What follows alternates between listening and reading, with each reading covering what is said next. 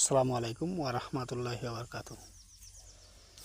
একদিন নবী করিম সাল্লাল্লাহু আলাইহি সাল্লামের সামনে কিছু আনা হলো। তে নবী করিম সাল্লাল্লাহু আলাইহি সাল্লাম সেই বস্তুগুলো চারজন ব্যক্তিকে অনুপাতে ভাগ করে দিল। তখন সেই চারজন ব্যক্তি থেকে একজন ব্যক্তি বলে উঠল কি যে আপনি সঠিক বিচার করেন নাই। তারপর নবী করিম সাল্লাল্লাহু আলাইহি সাল্লাম যা বললেন যে এমন ব্যক্তি, এই ব্যক্তির ঘরে থেকে এমন ব্যক্তি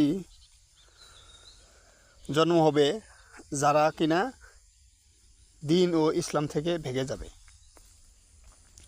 তা আমরা যদি নবীর কোনো ফয়সালাকে অমান্য করি, বহুত মানুষ আছে যে নবীর কিছু আমলকে তারা মানে তার থেকেও বেশি করবার চেষ্টা করে আর কি। নবী যতটুকু আমল করছে তার থেকে বেশি করার মানে ভাবে যে হয়তো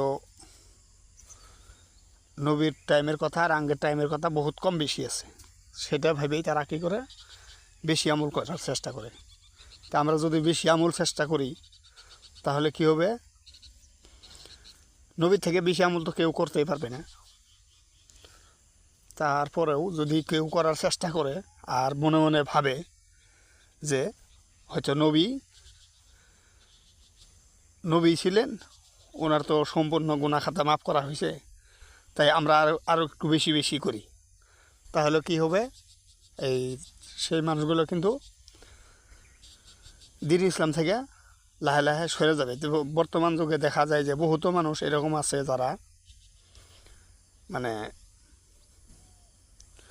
নবী এক ধরনের করছে, তারা বাড়ায় বাড়ায় অন্য ধরনের মানে করে দিন প্রচার করতে চায়।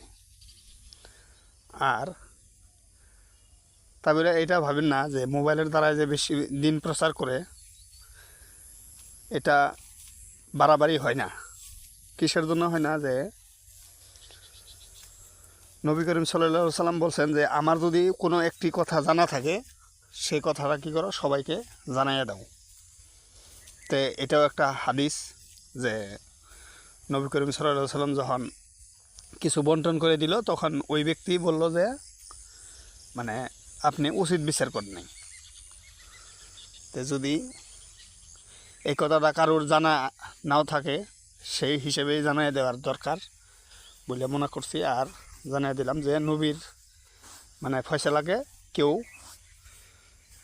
উচিত হয় নাই বলে